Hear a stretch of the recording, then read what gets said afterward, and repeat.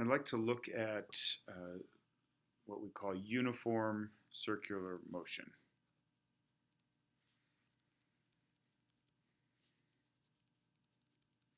So far, everything we've been talking about has been using Newton's laws, forces causing changes in motion or acceleration.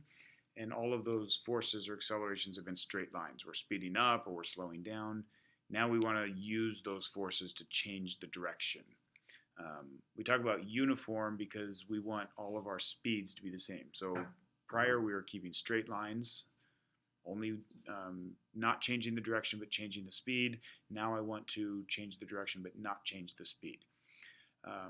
So the way to think about this, we know that let's imagine sort of twirling a bucket around. So we're standing here and we've got a string with a mass on the end of it, and we're going to say, oh, here's the mass, and it's just going to sort of twirl itself around. This is sort of the configuration we want to think about. What's going to happen or what's going on with this mass and with this string? Let's draw that sort of bigger and think about what are the forces involved. So if I sort of have some sort of a big circle here, and I put a mass on the end of a string, and let's assume that we're sort of twirling it this way so it has some velocity in that direction. Let's think about the forces required to change the direction of this. I mean, obviously, if the string doesn't exist, this box just sort of goes in a straight line right here, right? There's no reason for it to change directions. But because of the string, it has to change directions continuously. We want to think about the force that's involved there. So right at this instant, we have a velocity, right? This guy is moving in this direction. Let's call that the velocity at this point, and it's at some radius away from the center. Sometime later, some small time later, this guy has moved a little bit and it has a new velocity, right? It has a velocity in a different direction. You'd say that's the velocity 2. The speed is the same. So velocity, the size of velocity 2 equals the size of velocity 1. We'll just call that v, right? So the size of the velocity is the same. It's only the direction that is changed. What we can think about is we can think, oh, let's look at what happens if we know force equals mass times acceleration. Acceleration is our original definition, change in velocity with respect to time. Let's look at what this change in velocity is. We're changing the direction of the velocity, but how do we think about that? Well, we know change in velocity is going to be v2 minus v1. Okay, so graphically we could say, well, here's v2. I can take this guy in this direction and just redraw it right over here.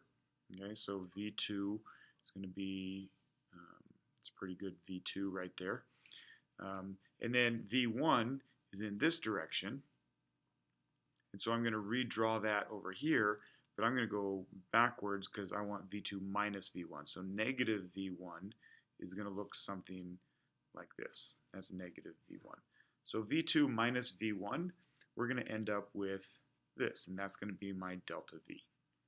And we notice that the direction of the delta v is inward towards the center of the circle. So the acceleration, the direction is going to be inward. We call this inward direction centripetal.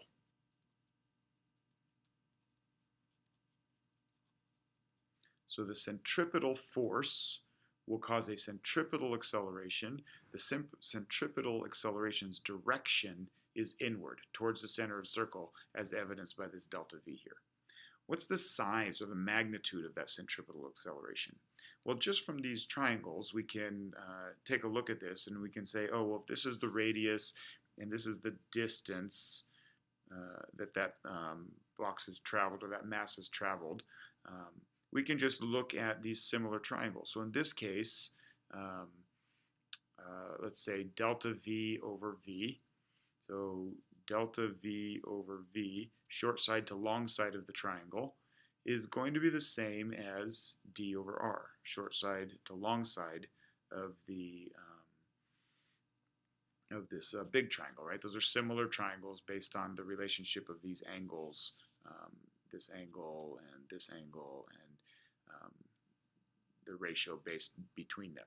So what we can do is we don't actually want delta V, we want delta V over delta T.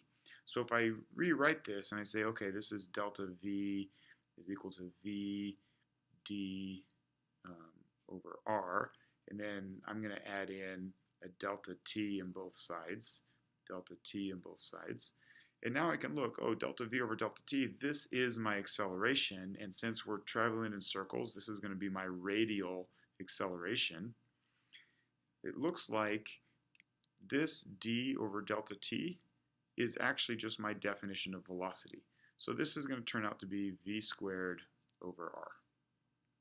And V squared over R is what we call our radial acceleration or our centripetal acceleration, right?